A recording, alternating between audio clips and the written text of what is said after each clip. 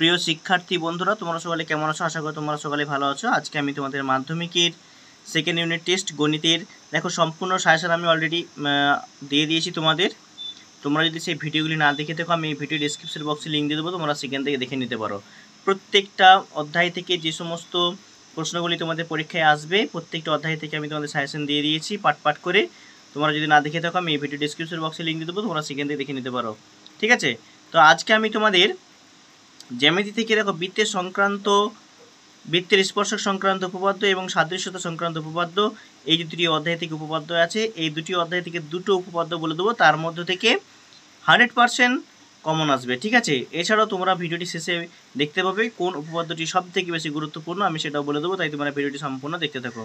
আর চ্যানেলে নতুন হয়ে থাকে চ্যানেলটিকে এক্ষুনি একটি সাবস্ক্রাইব করে পাশে থাকা নোটিফিকেশন অন করবে, যাতে করে এই ধরনের ভিডিও যখনই আপলোড করবো তোমাদেরকে সবার আগে নোটিফিকেশন পৌঁছে যায়। চলো বেশি কথা না বলে দেখে নিয়ে যাক। এই বৃত্তের সংক্রান্ত প্রথমে দেখে নেব যে বৃত্তের স্পর্শক সংক্রান্ত উপপাদ্য, এই অধ্যায় থেকে কোন উপপাদ্যটি সব থেকে বেশি গুরুত্বপূর্ণ। দেখো তোমাদের গণিত বইতে পেজ নাম্বার হচ্ছে 208 নম্বর পেজে উপপাদ্য 40, এই উপপাদ্যটি খুব গুরুত্বপূর্ণ। তোমাদের সেকেন্ড ইউনিট টেস্ট খুব বেশি দেরি নাই। ঠিক আছে, স্কুল খোলার পরে তার কয়েকদিন পরে হয়তো সেকেন্ড ইউনিট টেস্ট পরীক্ষা হয়ে যাবে। তো তোমরা ভিডিওটি সম্পূর্ণ দেখো এবং এই উপপাদ্যটি খুব ভালো করে প্র্যাকটিস করো। 40-এর উপপাদ্যটি খুব গুরুত্বপূর্ণ, তাই তোমরা অবশ্যই এটি ভালো করে প্র্যাকটিস করো। এছাড়া দেখো এই উপপাদ্যটি তোমাদের 2018 সালে মাধ্যমিকে ফাইনাল পরীক্ষা এসেছিল, 2023 সালেও মাধ্যমিকে ফাইনাল পরীক্ষা এসেছিল।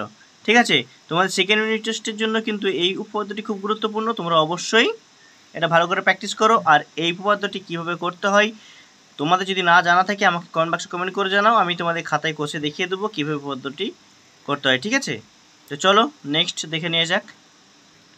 এরপর পেজ নাম্বার হচ্ছে 255 পেজটা খোলো, দিয়ে দেখো সেখানে দেখতে পাচ্ছ উপপাদ্য 48। এই উপপাদ্য 48টাও খুব গুরুত্বপূর্ণ, তোমরা অবশ্যই ভালো করে প্র্যাকটিস করো, আমি ভিভিআই দিয়ে রেখেছি। ঠিক আছে, দেখো এই উপপাদ্যগুলি কীভাবে করতে হয় তোমরা তো যদি না পারো অবশ্যই আমাকে কমেন্ট বক্সে কমেন্ট করে জানাও, আমি তাহলে তোমাদের এই উপপাদ্যগুলি ভালো করে কষে দেখিয়ে দেবো। তো তোমাদের যেটা বলেছিলাম যে আমি এই ভিডিও শেষে বলে দেবো সবথেকে বেশি গুরুত্বপূর্ণ কোন উপপাদ্যটা, তোমরা অবশ্যই দেখতে থাকো ভিডিওটা। তোমরা এই 48টা এবং সেই 40 উপপাদ্যটা খুব ভালো করে প্র্যাকটিস করো। এবং সবথেকে যেটা খুব গুরুত্বপূর্ণ সেটা হচ্ছে দেখো এই 40 উপপাদ্যটা কিন্তু সবথেকে বেশি গুরুত্বপূর্ণ, তাই তোমরা অবশ্যই এই উপপাদ্যটি ভালো করে প্র্যাকটিস করবে।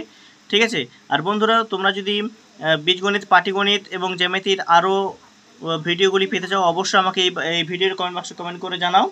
এছাড়াও আমি তোমাদের অলরেডি ভিডিও পোস্ট করে দিয়েছি, তোমরা প্লেলিস্টে গিয়ে সমস্ত ভিডিও দেখে নিতে পারো। আর চ্যানেলে নতুন হলে চ্যানেলটিকে এক্ষুনি একটি সাবস্ক্রাইব করে পাশে থাকা নোটিফিকেশন অন করো, যাতে করে এই ধরনের ভিডিও যখনই আপলোড করবো তোমাদের কাছে সবার আগে নোটিফিকেশন